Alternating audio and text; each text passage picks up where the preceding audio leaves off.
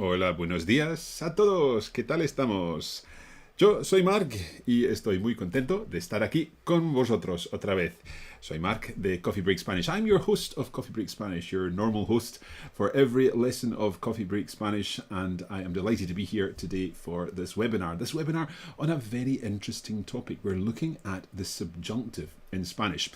Now, before we get started, first of all, I'd like to welcome anyone who is watching after the event. If you're joining us after the event, then we're really delighted that you're able to follow this video afterwards and watch the replay of it. Do post your comments and questions. We'll do our best to answer them and to get back to you if you have any specific questions about either the subjunctive or indeed about the masterclass. Now, to those of you who are joining us live this Saturday afternoon here in Scotland, or depending on what other part of the world you are in, it may well be morning or evening or in the middle of the night, who knows. But let us know where you are and where you're viewing from, who you are and where you're viewing from, because it's always great to do a few shout outs. And we'll be doing them a little later. We're getting straight into the content today, straight into talking about the Spanish subjunctive. Now, this content is taken from our masterclass, and I'll be telling you a little more about the masterclass later. Let's just check that everything is working. You should be able to see our slides. Hopefully, you'll be able to see me. No, that's not right. You'll be able to see me and the slides. There's no point in seeing two sets of slides, but you can see me and the slides. And as I say, if you have any questions or comments, then do feel free to post them. Now, to explain how this works, first of all, we're going to be focusing on an introduction to the subjunctive. The subjunctive is a tricky concept. Some people find it quite challenging. And then once we've talked about the subjunctive, we will be looking at the masterclass and talking a little more about the Coffee Break Spanish masterclass, because it all starts tomorrow. And it's very important that if you want to be part of that, you need to find out a little more about that. So I'll be here indeed also to answer your questions after we deal with the subjunctive and after we deal with the masterclass, and I'll happily answer any questions. So post your questions and I'll do my best to keep track of the questions during our session, and then I'll be able to answer the questions a little later and also hopefully do some shout outs to people who are viewing from around the world. Now, to begin with, I have a question for you. And my question is a question where I'd like you to contribute something here to the comments. I'd like you to post your answer to the question in the comments, and that will give me a chance to see some of your comments, to hear some of the thoughts that you have about this particular question. So let's move to this screen, and I'm going to bring my question up here on the screen. My question to you is, what do you already know about the subjunctive? Now, that might be nothing, and that's great because we're here to explain it all. If you already know some aspects of the subjunctive, then post your answers in the comments. I'm going to give you 60 seconds just now, and I'm asking you, what do you already know about the subjunctive? If it's nothing, if your answer is nothing, you don't know anything about the subjunctive, please post that, because that's really, really good to know. And don't be embarrassed to suggest that you don't know anything about the subjunctive. If you know a little about it, fantastic, you post that too. But you've got 1 minute starting now to post your thoughts on the subjunctive.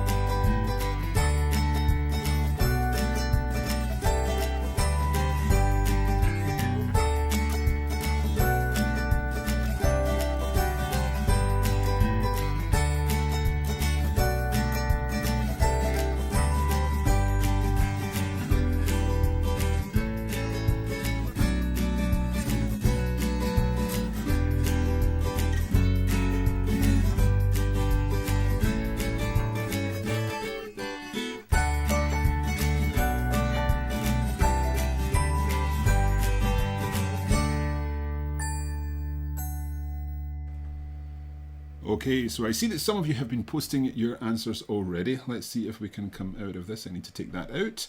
Okay, and I need to take this out. Hopefully we can see the screen again. Now I'm over by my comments camera here, so I can see what some of your comments are coming in. So I'm able to post them hopefully on the screen, and hopefully you'll be able to see these. So let's have a look. Josh is saying that he's actually learning about the subjunctive for the past couple of weeks. Fantastic, Josh. I hope that this will help to clarify some things. We're looking at one particular use of the subjunctive in this lesson, but we'll also be looking more generally at how the subjunctive is formed and how it's used. So Angela says, I struggle sometimes with using past subjunctive. Past subjunctive is tricky. We're certainly sticking to the present in this webinar, although we will be mentioning the past in other content, but we're sticking to the present here. I know that Patricia also says that she knows the present subjunctive. Well, I hope this is a good consolidation for you in this webinar that we're working on. Let's see, Zachary says, if it rains, then I will need an umbrella. Yeah, there's a little bit of sort of doubt and questions in there.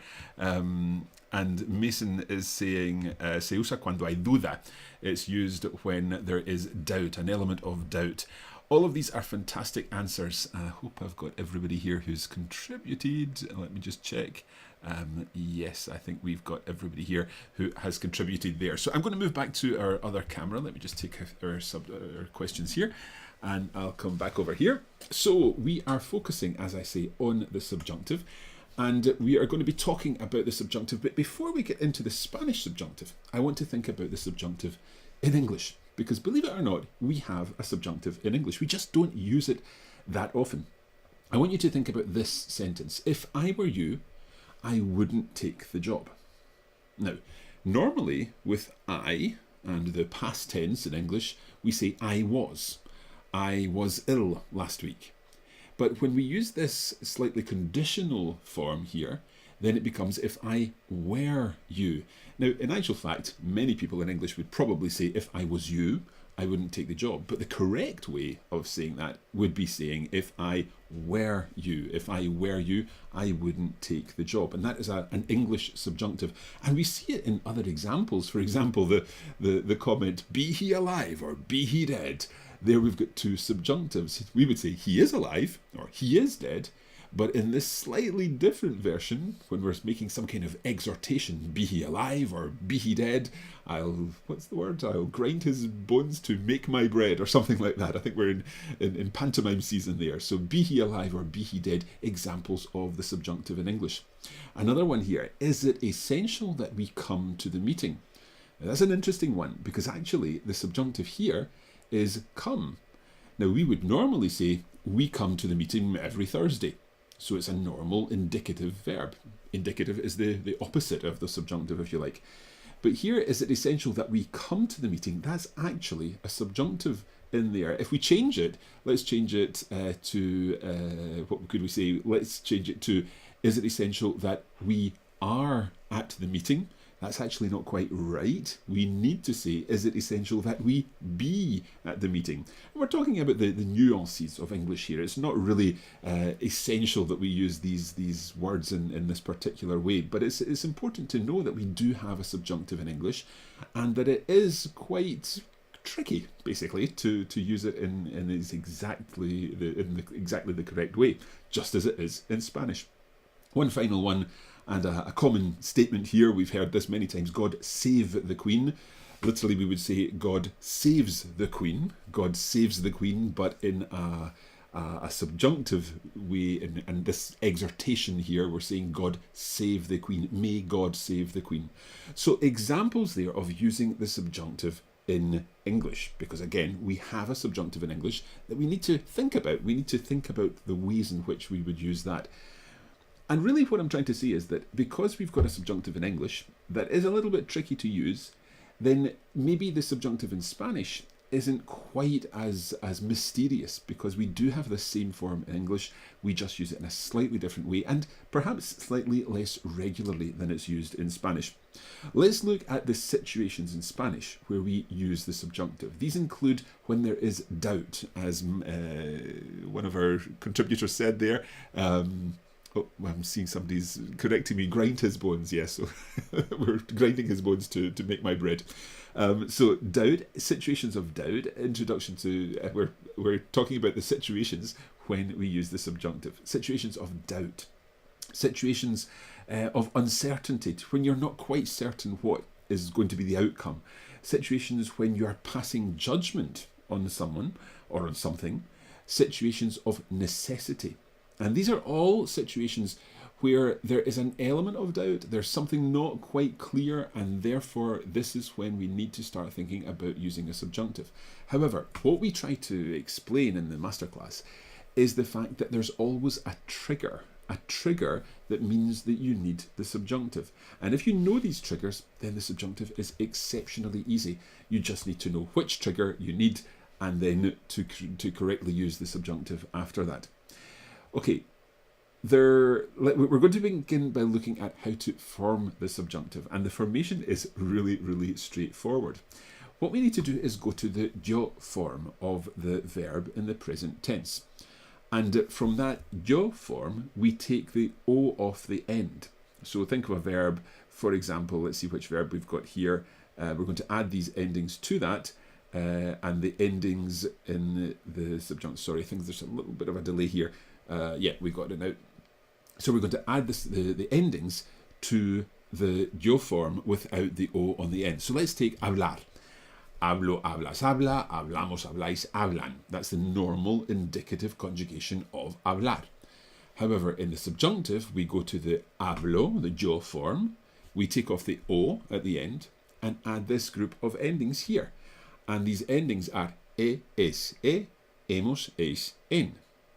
Now, you'll be looking at those endings and you'll be thinking, they look a bit familiar. Yes, they do indeed look familiar because these are the normal endings, almost, of an ER verb.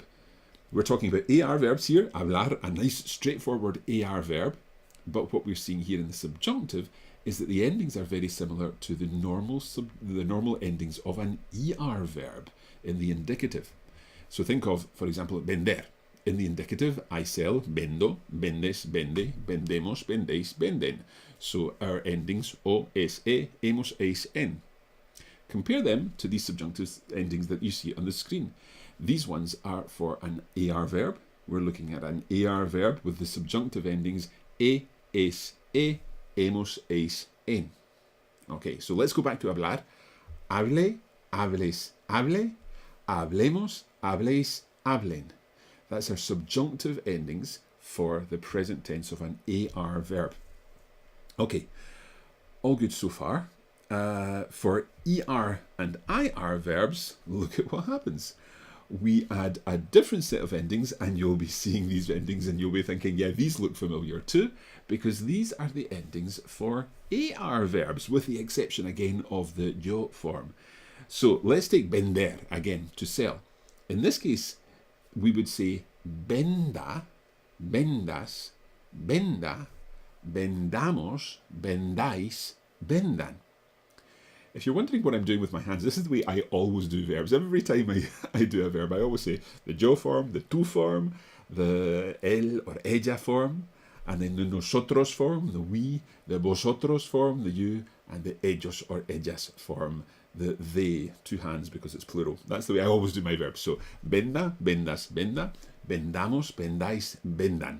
Okay, so those are your subjunctive endings for ER and IR verbs. And once you've got them, it's pretty straightforward. Just remember that yo form because it's a little different. We don't end the yo form in O, but for AR verbs we end it in E, and for IR and ER verbs we end it in A. A little complicated, but there are patterns that we can follow and we'll stick to those patterns. Okay, so that is how to form the subjunctive so far. What I'd like you to do, just so that I know that this is making sense so far, if you can put the number 1 in the comments, just press 1, press return, and then that will let me know that everyone is understanding things so far, and I'll get a feel that okay, it's okay to move on to our next section. So just a number 1 in the comments, and that will mean that I'm okay to move on. So far we've talked about when you use the subjunctive, and of course there's more to say about that. We're looking at situations of doubt, uncertainty, and so on. We have also looked at the formation of the subjunctive with regular verbs for AR conjugations, ER conjugations, and IR conjugations. Remember that the ER and the IR are conjugated in the same way. So I'm seeing some ones. That's fantastic. That means we're good to move on. Fantastic. Ok, muy bien. Vamos a ver. Vamos a ver, porque también hay verbos irregulares, ¿no? We're going to get to the irregular verbs, but the irregularities of our regular verbs, of course, begin with the spelling changes. And the spelling changes for radical changing verbs still apply. So think of a verb, for example, we've got pensar here. Pensar, to think. Now we know that I think is pienso, so P-E-N-S-A-R. The P-E-N, when it's a stressed syllable, it becomes P-I-E-N. So pienso, piensas, piensa, pensamos, pensáis, piensan, the indicative form of pensar. So we keep those spelling changes in the middle, so the E from the infinitive becomes I-E, and this now becomes piense, this is the subjunctive, piense, pienses, piense, pensemos, penséis, piensen. Now notice that the changes, let me just bring this full screen a moment. Notice that those changes do not affect the nosotros and the vosotros form. And that is, of course, because the stress is not on those forms. The stress is on the middle syllable, pensemos, penséis, but on all the other forms, the stress is on the first syllable, or the penultimate syllable, ultimately. That's because that's always where the stress is. So, oops, I didn't mean that. It's bouncing all over the place. Here we go. So, piense, pienses, piense, pensemos, penséis, piensen. I'd like you to do this with me, and I want you to use your hands. So wherever you're sitting, I know someone's on a bus on the way to Cordoba, or on the way to Valencia from Cordoba, I can't quite remember, but wherever you're sitting, I'd like you to do these verbs with me. So with your hands, you need one hand for the singular forms and two hands for the plural forms. Let's do it. So piense, pienses, piense, pensemos, penséis, piensen. I hope you're all doing that with me there. Fantastic. So that is an example of a radical changing verb where the radical change still applies in the subjunctive. And the same happens when there are consonant changes. For example, I'm thinking of a verb like buscar. Buscar, we normally say busco, buscas, busca, buscamos, buscáis, buscan. But if you think about how this would work, we're going to change our AR endings, busco, buscas, busca, to E endings. But if we put a C and an E together, then that's going to have a soft sound. In Spain, we would say fe. In Latin America, we'd say se. So, in order to keep it hard, the C of buscar becomes a QU. So let's look at how that would be formed. Busque, busques, busque, busquemos, busquéis, busquen. So notice that the C that we would expect there in the infinitive becomes a QU. And I hope that makes sense. So those are our spelling changes. There are other spelling changes that we'll come across too. But what we need to think about now are those irregular verbs. Now, I'm not going to spend too long on this. I'm just going to quickly go through each of them because we've got 6 verbs which are irregular in the subjunctive. Let's start with dar. I'm going to put these full screen so that you can see them. Let me come out of here and then go like that. There we go. So we've got dar. De, des, de, demos, deis, den. We have estar. Esté, estés, esté, estemos, estéis, estén. Muy bien. We've got haber. Haya, hayas, haya, hayamos, hayáis, hayan. That's slightly different, that one, but it's a very common verb, of course, so that's why we see more changes. This is the way languages develop. When you've got a really common verb, then it tends to have more changes. So that's haber. What about ir? Another very common verb, so that becomes vaya, vayas, vaya, vayamos, vayáis, vayan. We've got saber, another very common verb, and quite a big change here. We've got sepa, sepa, sepa, sepamos, sepáis, sepan. And finally, ser, perhaps the most common verb in any language, to be. We've already had estar, the other type of to be in Spanish, but here with ser, we've got sea, seas, sea, Seamos, seáis, sean. Okay, so hopefully that all makes sense. Right. What we're going to do now is move to some content that is really focusing on one particular area of the subjunctive, and that is where we're talking about verbs of wishing or wanting. And I'll explain what I mean about this. Let's have a look. In English, we'll take this sentence. She wants me to speak in Spanish. Think about that. She wants me to speak in Spanish. Let's analyze the English here. She wants me. She's doing the wanting. I'll be doing the speaking. She wants me. And then in English, we've got a to speak, an infinitive in Spanish. However, it doesn't work that way in Spanish. It works differently in Spanish. So we need to think carefully about the way in which we put this into Spanish. In fact, we're going to Spanglify this first. We're going to put it into Spanish English. So I want you to think of she wants me to speak in Spanish as she wants that I speak in Spanish. Okay, let's think about this again. She's doing the wanting, and I'm going to be doing the speaking. We've got two subjects here. She's going to be doing the wanting, subject number 1. I'm going to be doing the speaking, subject number 2. So she wants that I speak in Spanish. And when that comes into Spanish, look what happens. Quiere, she wants, que hable. Now, hable there is the I form in the subjunctive.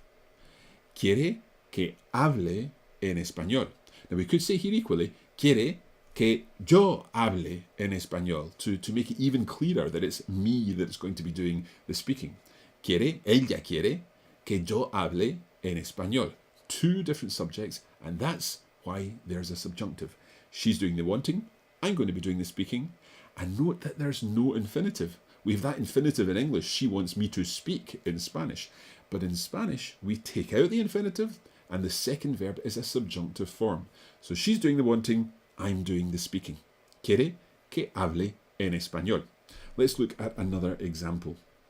We are going to take the example of they want me to arrive at 11. Again, in English, we've got they want, they're doing the wanting, and then me, to arrive, an infinitive, at 11. So let's think about how we Spanglify this. They are doing the wanting, I am going to be doing the arriving. So we'll change it to they want that I arrive at 11. So they're doing the wanting, I'm doing the arriving. In this case, they want that I arrive, and that arrive is going to be the subjunctive. And it's an interesting subjunctive as well because it's a subjunctive with a G in it. There's going to be a spelling change here. Let's have a look at it. Quieren, they want, que llegue, look at that, yo llegue, L-L-E-G-U-E. Now, if there was no, well, first of all, let's think about how we form that subjunctive. Llegar, we go to the yo form, so llego, we take off the O, it's an AR verb, so we're going to add those es, hemos, es, en endings. So if we join a G of the lleg with an A, well, we know what happens with a G before an E sound, it becomes a che.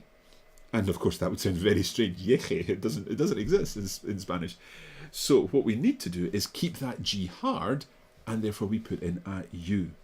Quieren, they want, que llegue a las 11. They want that I arrive at 11 o'clock. Llegue, of course, the subjunctive. There's no infinitive in here. If they want to arrive at 11 o'clock, quieren llegar a las 11. But they're doing the wanting and they're doing the arriving. But if they want me to arrive, two subjects. They're doing the wanting, I'm doing the arriving. Quieren que llegue a las 11. Un ejemplo más, creo. Vamos a ver. I want him to do his homework. I want him to do his homework. So let's think about this. You think about it. See how you would put this into Spanglish. I want him to do his homework. We'll think this out, and it becomes, I want that he, sorry, I'm pointing to the wrong person. I want that he does his homework. And of course that does has to be a subjunctive. So hacer is irregular in the subjunctives. That's why we're seeing that irregular form. Quiero, I want, que haga él sus deberes. his homework. Again, I'm doing the wanting, he's going to be doing the homework. Quiero que haga sus deberes. Y ya está. Okay, one more example, because it's not always about wanting. Sometimes it could be preferring. I prefer you to know. In English, I prefer you to know. We can also say this in other words in English. I prefer that you know. I'm doing the preferring, you're doing the knowing. So two subjects again. I prefer that you know. I prefer that you, subjunctive, know. Prefiero que sepas. Okay, that's as much as I'm going to say about this idea of using the subjunctive with the verbs of wishing and wanting. And we're going to go on and listen to a dialogue from our masterclass, and this will give you a feel for some of what the masterclass is like. But before we do, I'd like you to, same as last time, this time I'd like you to post the number 2. If you've understood things up to now, post the number 2. If you've got any comments or questions, please do post them as well, because I'll be able to answer the questions and comments in a little while once we've covered this dialogue. So if you've understood everything so far, pop in a 2 in the comments. That will help me to know that we're good to move on. If you have any questions, again, I'd be delighted to answer the questions, as long as they're not too tricky, in the question and answer session in a little while. But if you've understood things so far, then a number 2 in the comments, please. That would be very helpful. And again, I should also say that if you've just joined us, we're looking at the subjunctive today. This is part of our masterclass webinars. The masterclass itself starts tomorrow, so I'll be telling you a little bit about the masterclass after we hear this dialogue. Okay, it looks like things are going okay. Everyone seems to be posting 2s so far, which is fantastic. Let us move on now and move to our dialogue. Now, the way this is going to work is we're going to hear a dialogue, and you're going to hear it with no transcript, first of all. It's going to be a dialogue between 2 people, and the 2 people playing the characters are me and Luz, who's one of our contributors for the masterclass. Luz is from South America, so you'll hear a different accent. And I said Luz there. She calls herself Luz, obviously. I call her Luz because I use a Spain Spanish. But she is from South America, and she is the contributor for the module on the subjunctive. And you're going to hear 2 voices. You'll hear a conversation, and you hear lots of examples of querer que plus a subjunctive. Once you've heard it once, we'll hear it again, and that time you'll be able to follow the transcript on the screen. So what we'll do is just go full screen for the dialogue so that you can focus on that. Listen very carefully. You'll hear it once, then we'll hear it again with the transcript, and then we'll start to talk through it. We won't spend too long on this, but it should give you an idea of how this works with the subjunctive. So here we go. Let's see if we can bring this full screen. Okay, I'll take the ticker off to avoid any disruptions. Here we go.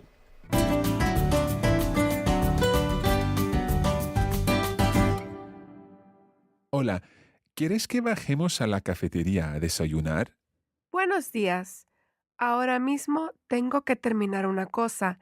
Es que mi madre quiere que le mande una lista de sitios para visitar en París. Tú estuviste viviendo allí, ¿no? Sí, viví allí 2 años. ¿Quieres que te eche una mano? Si no te importa, no quiero que te molestes si estás ocupado, pero un poco de ayuda siempre viene bien. Claro, no es molestia. ¿Qué es lo que quiere tu madre exactamente? ¿Quiere que le digas sitios para visitar, tipo museos y monumentos? ¿O quiere que le sugieras partes de la ciudad? Pues quiere que le haga una mezcla y le diga un poco de todo lo que sé de París. Y así ella puede organizar su viaje con más ideas. ¿Quieres que haga yo una lista de sitios para comer y cenar mientras tú piensas en zonas para visitar? Me parece una idea estupenda. Okay, so in this conversation, Ernesto and Laura are talking about helping Laura's mother prepare for a visit to Paris. And there's a reason for that, which we'll find out in the conversation. Let's listen again, this time at a more normal speed. Hola, ¿quieres que bajemos a la cafetería a desayunar? Buenos días. Ahora mismo tengo que terminar una cosa. Es que mi madre quiere que le mande una lista de sitios para visitar en París. Tú estuviste viviendo allí, ¿no? Sí, viví allí 2 años. ¿Quieres que te eche una mano? Si no te importa, no quiero que te molestes si estás ocupado, pero un poco de ayuda siempre viene bien. Claro, no es molestia. ¿Qué es lo que quiere tu madre exactamente? ¿Quiere que le digas sitios para visitar, tipo museos y monumentos? ¿O quiere que le sugieras partes de la ciudad? Pues quiere que le haga una mezcla y le diga un poco de todo lo que sé de París, y así ella puede organizar su viaje con más ideas. ¿Quieres que haga yo una lista de sitios para comer y cenar mientras tú piensas en zonas para visitar? Me parece una idea estupenda. Perfecto. Ok, vamos a volver a hablar de la conversación ahora y vamos a explicar un poco todo lo interesante que hay en esta conversación. Ernesto begins. Hola, ¿quieres que bajemos a la cafetería a desayunar? So literally he's saying here, do you want that we go down to the cafe for breakfast? ¿Quieres, talking to Laura, do you want que bajemos, that we both go down to the cafe to have breakfast? ¿Quieres que bajemos a la cafetería a desayunar? Now, here we could say in English, do you want us to go down to the cafe for breakfast? But in actual fact, it probably would be better to say something like, should we go down to the cafe for breakfast? Laura responds, Buenos días. Ahora mismo tengo que terminar una cosa. so right now, Laura has to finish something. Tengo que terminar una cosa. And she explains what it is that she has to finish. Es que mi madre quiere que le mande una lista de sitios para visitar en París. So it's that, or the thing es que mi madre, my mother, quiere que le mande. She wants that I to her send. She wants me to send her a list of places to visit in Paris. Tú estuviste viviendo ahí, ¿no? So Laura asks Ernesto, you were living there, weren't you? Tú estuviste viviendo allí, no? You were living there for a time. Okay. Now, that hopefully has been useful so far. What we'll do is just go through the remaining parts of this conversation, and that way we'll not go through them in as much detail. Obviously, we would go through everything in detail in the masterclass itself, but we'll just go through the remaining parts of the conversation so that you get an idea of what the conversation entailed. So, you were living there, weren't you? Yes. And Ernesto says, sí, viví allí 2 años. I lived there for 2 years. ¿Quieres que te eche una mano? So, do you want that I to you give a hand? So, do you want me to help you? Laura continues, si no te importa, if you're able to, if you don't mind. No quiero que te molestes. I don't want you to bother yourself, literally, si estás ocupado. Pero un poco de ayuda siempre viene bien. But a little help always goes down well. So we go on, and Ernesto says, claro, no es molestia. It's not a problem. ¿Qué es lo que quiere tu madre exactamente? What does your mother want exactly? Quiere que, I'm going to put this full screen because I can't see, it's too small. Quiere que le digas sitios para visitar. Does she want that you tell her sites to visit? Does she want to know places to go? Tipo museos y monumentos, for example, museums and monuments. O quiere que le sugieras partes de la ciudad? Or does she want you to suggest parts of the town or the city to her? Laura says, pues quiere que le haga una mezcla. She wants me to do for her a mixture. Y que le diga un poco de todo lo que sé de París. And that I tell her everything that I know about Paris. Y así ella puede organizar su viaje con más ideas. And that way she can organize her journey with more of an idea. So Ernesto suggests, ¿quieres que haga yo una lista de sitios para comer y cenar? So do you want me to do a list of, or to make a list of places to eat and dine? Now, really he's saying, do you want that I, ¿quieres que haga yo? Do you want that I make a list of places to have dinner and have lunch? Mientras tú piensas en zonas para visitar, while you think about areas to visit. And Laura says, me parece una idea estupenda. That seems to me to be an excellent idea. Okay, so that is some examples of content from our masterclass for this particular topic of the subjunctive, and we're looking particularly at the subjunctive with verbs of wishing or wanting. And I hope that you found this useful. If you have found this useful, you know what I'm going to ask. I'd like to see some threes in the comments. If you have learned something today, then please do post a 3 in the comments. That way I'll know that you've learned a little bit about the subjunctive, about when to use it with verbs of doubt and with uncertainty, but particular in this case with verbs of wanting or wishing, when there's a change in subject. If you've got one subject, and in English we would use I want you to do something, but in Spanish we say I want that you do something, and that second verb would be a subjunctive because there's that change in subject. So it looks like we've got some threes indeed. Zachary's got lots of threes in there. Fantastic to see that you've learned something with this particular session, this webinar here on the Masterclass. Now, talking of the Masterclass, I'd like to tell you a little about the Masterclass, because if you'd like more of this kind of content, then you can start tomorrow with 6 months of this type of content. And obviously we've just covered a very little part of one area of Spanish grammar, but we have got a 6-month course called the Masterclass, and this is split into 6 monthly modules. And there are lots more dialogues like the dialogue you heard there with Ruth, and indeed lots more other pieces of content that we can help you build your Spanish and take your Spanish from an intermediate level onwards. I'm going to spend a little while just talking about the Masterclass just now, because it does start tomorrow, and it's important that you have the information that you need about the Masterclass if you're interested in it. So I mentioned we have 6 topics, 6 monthly modules. The first monthly module beginning tomorrow is on frases hechas, which are idiomatic expressions that are used in Spain and indeed in other parts of the Spanish-speaking world. That's for the month of April. And then in May, we move on to tricky verbs. Verbs that are a little tricky to translate, or tricky uses of verbs that you're very familiar with.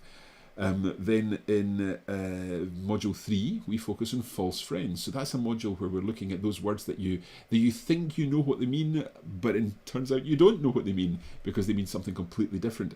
And that's a module all about building your vocabulary. And again, in each module, you're getting multiple conversations, listening to more conversations, authentic conversations written by native speakers. So you're getting lots of great language to build your vocabulary and your range of expression.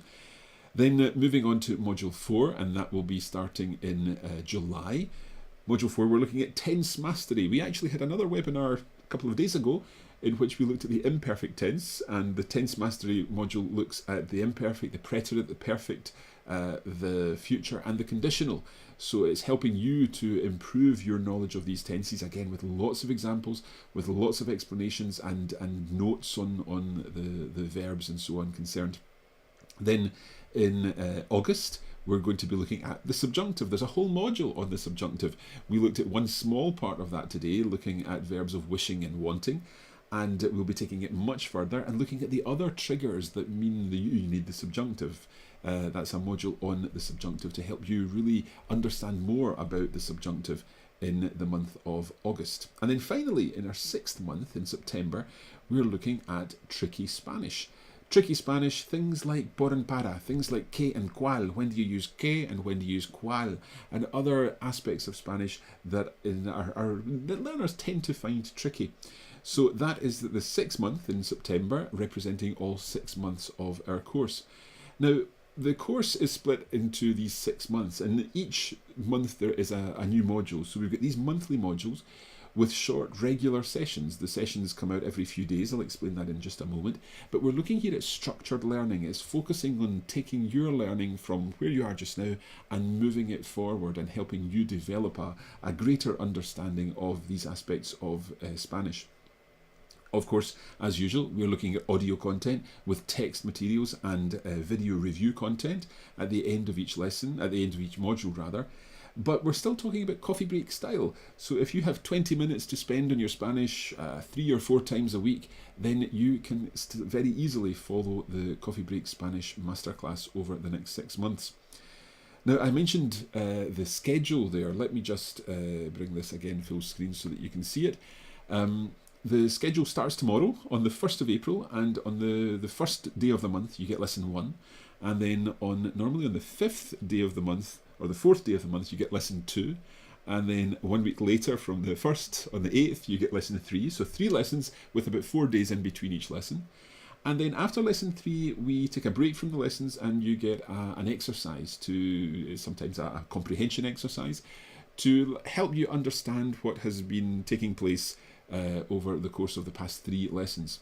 Then we're back to another 2 lessons 4 and 5 coming, but you'll see that by lesson 5 we're only around the middle of the month, so about the 18th of the month, and that means that those first 5 lessons are all done and dusted by the middle of the month, meaning that the remainder of the month is all about consolidation. And to help you consolidate, we provide 2 things. We provide you with a checklist of the materials and a review video to help you understand everything that's been covered over the course of that month.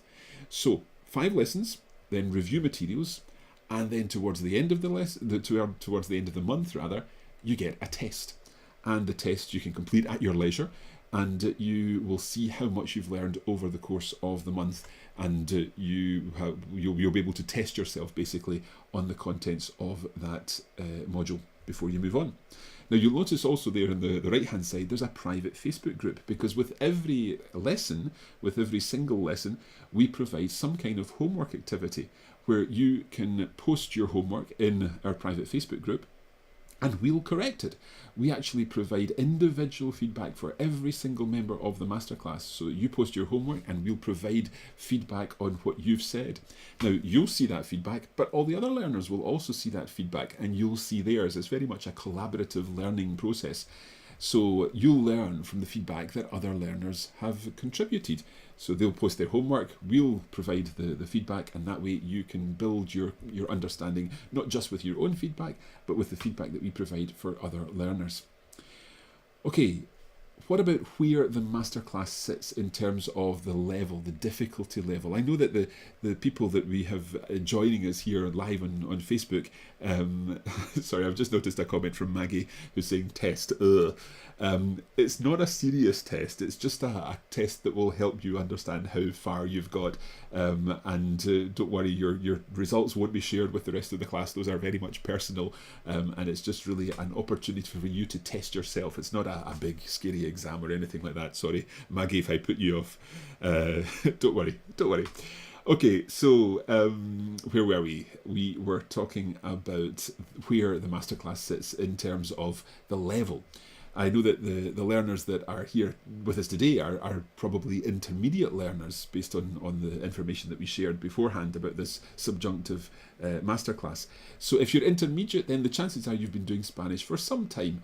In terms of where we are in Coffee Break Spanish, we have 4 levels, as you'll know, Coffee Break Spanish seasons 1 through to 4, and the materials develop in difficulty over the course of those 4 seasons.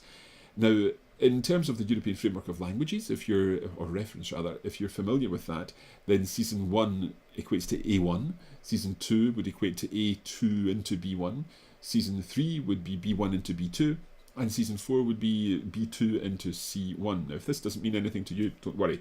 Basically, beginners and then moving up there into a kind of intermediate level around the end of season 2 into season 3, and on towards an advanced level within season 3 and on towards season 4.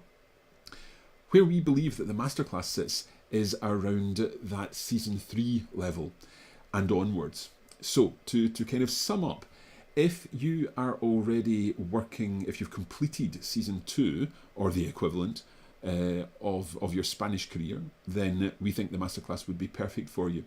If you're working on, or if you've completed season 3, then again the masterclass would be a great review, a great consolidation for you.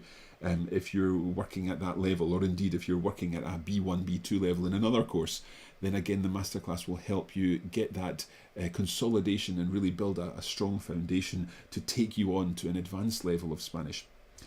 If you're working on season 4, then again the masterclass may be a good review for you, but you may find that some of the content is a little less challenging than you need. So if you're working at season 4, you might find that the masterclass isn't quite as challenging as you would hope for.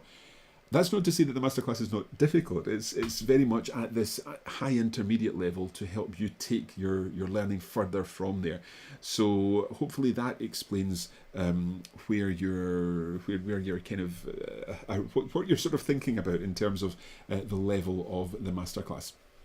A couple of other important points, and one of these is, of course, about the pricing of the masterclass. The masterclass is this monthly course. So we've got two options, a monthly cost, or you can pay for everything up front. The monthly cost is a payment plan for 6 months. So you just pay 6 payments. Now, for those payments, you get access to all the different content. So that's the 5 lessons per month, the bonus activities, let me bring this full screen again. My eyesight's so bad I can't see what's on my very small screen in front of me here.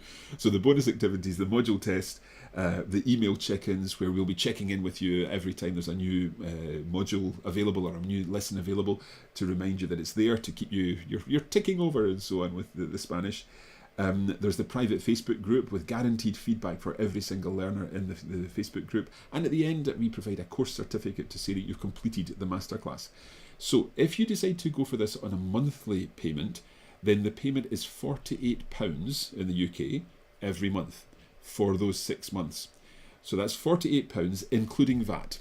If you don't pay VAT, or if you are out with the UK, then you would pay VAT at your local rate if you're in the EU. If you're elsewhere, then you wouldn't pay the VAT, so it would be just £40 or $55. So that is excluding the VAT. That's the monthly cost for 6 months, and for that payment you get all of these features.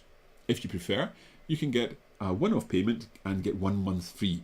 So the total cost would be £240 including VAT, or £200 excluding VAT, and $275 in the US. Okay. So I know that there are some questions coming in here. I'll be delighted to answer the questions in just a moment. So please do keep posting the questions, and we'll move on to the questions in just a moment after we finish off the information. The most important information is about registration, and I'll be telling you that. In fact, I'm going to tell you that right now. Registration. Well, the registration period is already open. We've done 3 webinars now. This is our 3rd webinar. Today. The registration is already open, as I say, and the course begins tomorrow. So tomorrow, those of you who have already signed up for the masterclass will be receiving your first lesson tomorrow, and thereafter, every few days, the lessons will become available. Now, because of the way the masterclass works, we need to close registrations next Saturday. So that's the 7th of April, when registration will close. And I should say also, just because of the way in which the class is an active class and we provide feedback and so on, we have to limit the number of people in the masterclass. So if you aren't in by the 7th of April, then we'll be closing it. But if we reach the limit before then, we'll have to close it early. So you really ought to get in as quickly as possible if you are interested in the Coffee Break Spanish Masterclass. It won't be running again, at least until October, if not beyond October, because we don't have multiple masterclasses running at the same time. This is our masterclass for 2018, starting in April. There's a group just finishing at the moment. This is their last day today, and they are very pleased to be finishing off the masterclass with their final exam, which will be available in their masterclass system today. So, talking of the masterclass system, let me briefly show you what that looks like. I think I can do this. Let me come out here. Yeah, so you should be able to see this on the screen. This is what it looks like when you are a member of the masterclass, and you'll see here that all of the materials are listed in the masterclass. Now, this is the one for October 2017, and all of the materials are listed here with the audio, the notes, the reference notes, and so on. So if we go into one of these, let's go into Esperar que. No, actually, let's go into Por en Para. It's something tricky. Module 6, Lesson 1, we click on the audio, and there you've got the audio there, plus the dialogue notes, the explanation of the dialogue. And for each lesson, we've got the different elements of that lesson.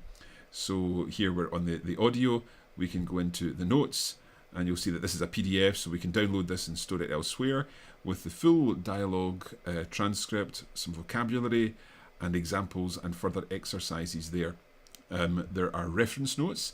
So this is a reference note on por and para, and you can see lots and lots of information there on por and para. In fact, this particular one has 25 pages of notes on por and para, so lots of information there. And then there's also the homework activity. So you'll see that we can click here to access the homework activity for the lesson in the Facebook group.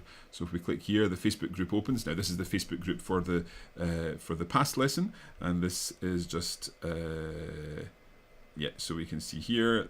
These are the students who have contributed their answer, and you'll see each time Coffee Break Spanish replied with some notes on what the homework completed by each learner was. So that's what it looks like if you are a Masterclass student. You can actually access the entire course, and of course it becomes available each day or each period within the month, on the 1st, the 4th, the 8th, and so on, as I explained earlier.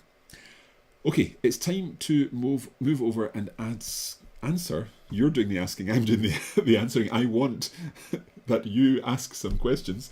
So let us turn to our questions, and I'll move over to this area so that we can get some questions answered about the Masterclass.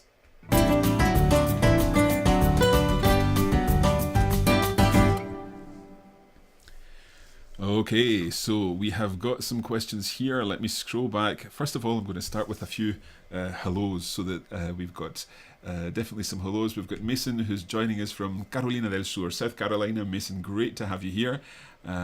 We have got Jimmy, who is from Suecia. God afton. And he is currently in a bus between Valencia and Cordoba. So it's Jimmy that's on the bus. Let's see who else we've got. We have got Gihan, who's joining us from Abu Dhabi. Gihan, great to have you here from Abu Dhabi today. And we've also got William, who is joining us from Norway, but en este momento está en las Islas Canarias. Qué suerte, ¿eh? Qué suerte. Okay, on to some questions. Let's see. All right. Okay. So Zachary is asking a question here. My accent is poor. Is there a way for me to receive feedback on my speaking? That unfortunately is not possible within the Masterclass. We don't have individual speaking sessions or anything like that. If there were individual speaking sessions, I'm afraid that the price would be much, much higher, because we obviously have to provide the native speakers for individual conversations. So unfortunately, that is not part of the ongoing Masterclass. However, you'll find that within the Masterclass later on in the sessions, some of the homework activities include an opportunity, if you want, to, rather than post your homework as a piece of text, you can actually post your homework as a video or an audio recording, and that way we're able to help you with some pronunciation tips and so on. So there is a little bit of that feedback later on in the course, but earlier in the course, not so much. It's more focusing on the written word. Obviously, you'll be listening to lots of authentic Spanish within the conversations and so on, so that will help you attune your ear to that. But we're not sort of individually providing feedback on accents throughout the course. Paula is asking, let's see, a great question here from Paula. How long after each masterclass do we have access to the online materials? I'm very slow in working through the materials due to my schedule. Everyone is able to work through the materials at exactly the pace that they require. So Paula, I wouldn't worry too much about that. Basically, you will be able to access the masterclass for as long as you need it after the period finishes. So after the 6 months, you'll continue to have access to it. It's not like it suddenly stops when the 6 months stops. What will stop, however, is the Facebook feedback. So if you were to come back in 3 years' time and be looking for some feedback on your homework for lesson module 5, lesson 3 or something, unfortunately we can't provide that feedback at that stage, but you would still have access to the Facebook group, unless Facebook changes, who knows, but we would archive the Facebook group. You would still be a member of that and still be able to look back on that and access the materials there within the Facebook group. So I hope that answers your question, Paula. And Maggie is joining questions, joining Paula in answering that question. Just on the whole idea, we do these lessons in batches of 5. So the lessons go out from the first day of the month until the middle of the month, around the 16th, 17th, 18th of the month. So from the end of that, from the 18th of the month through until the end of the month, you have access to all of those materials. You've got access to the module review, we've got the video catch up, the checklist, and then the test. So you've got 2 weeks really to catch up on what you've not covered during the course of the first two weeks of the month. Now, we've had learners in the past who have been able to catch up in those 2 weeks if they're going on holiday, if they've got busy time at work or whatever. But we've also had people who haven't quite been able to catch up each month, and therefore they're able to catch up afterwards. So it is perfectly possible to keep being involved in the masterclass, and of course we'll keep an eye on the previous on the previous activities, just in case someone is working a little more slowly and they still want the feedback a couple of weeks later. Right, so Luca is asking, let's see, hi Mark, sorry I just jumped in. How do we sign up for the masterclass? Is it available without fees? Luca, unfortunately it's not available without fees. There are a whole lot of activities and resources within the masterclass, and the pricing we talked about earlier, the pricing is £48 including VAT in the UK per month for the 6 months, or £240 for all 6 months. So you get 1 month free, and that's £240 or £200 excluding VAT. And the dollar prices would be $55 per month, and $275 for the one-off payment. So I hope that answers your question, Luca. Now, you have asked, however, how do we sign up? And I can show you that right now. Because that is a very good question. I don't actually think I've posted that yet. I should have posted that before now. But the link that you need is coffeebreakspanishmasterclass.com. And if you go to that link, you will see that is a link on our Coffee Break Academy where you can sign up to become a member of the masterclass. Now it starts tomorrow. If you've signed up already, then you'll be getting your first lesson tomorrow, and it's a lesson on frases hechas. We'll be looking at idiomatic expressions. You'll get the dialogues, you'll get the vocabulary, you'll get exercises. There will be already an activity on Facebook for you to do tomorrow, and you will be able to start taking part in things from tomorrow. Now, if you leave it for a few days and don't sign up, then Lesson 1 will still start tomorrow. Lesson 2 will start on Wednesday, I think. So these will already be available. And the registration period closes on the 7th of April. That's a week today. Next Saturday, we have to close the registration for the masterclass. We will be doing probably one more webinar, because we always have some questions after these webinars. So we'll do a Q&A question and answer webinar probably on Monday or Tuesday of this coming week, but that will be after the masterclass starts. The masterclass does start tomorrow, and if you are interested, then now is the time to get in.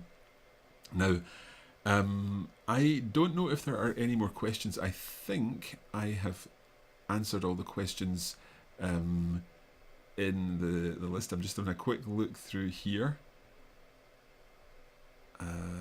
Yeah, I think I have answered all the questions so far today. I am going to move back this way, so excuse me one moment while I move back to this camera, because this is where all my controls are. I would like to thank you hugely for staying with us right to the end here. I know it's been quite a long time. It's been a full hour tonight, and I realise that this is possibly a holiday weekend for many of you. So thank you very much indeed for joining us and staying with us right the way through to the end of our webinar. If you have any further questions, please do post them in the comments. I hope, most importantly, that you've learned something about the subjunctive today, and that you've enjoyed taking part in this Coffee Break Spanish Masterclass. It would be fantastic if you would consider signing up and becoming a member of the class of 2018. But for now, that is it. We're going to say muchas gracias y adiós. And if you are celebrating this weekend, Felices Pascuas. But in the meantime, I would like to say thank you and once again, hasta luego. Muchas gracias.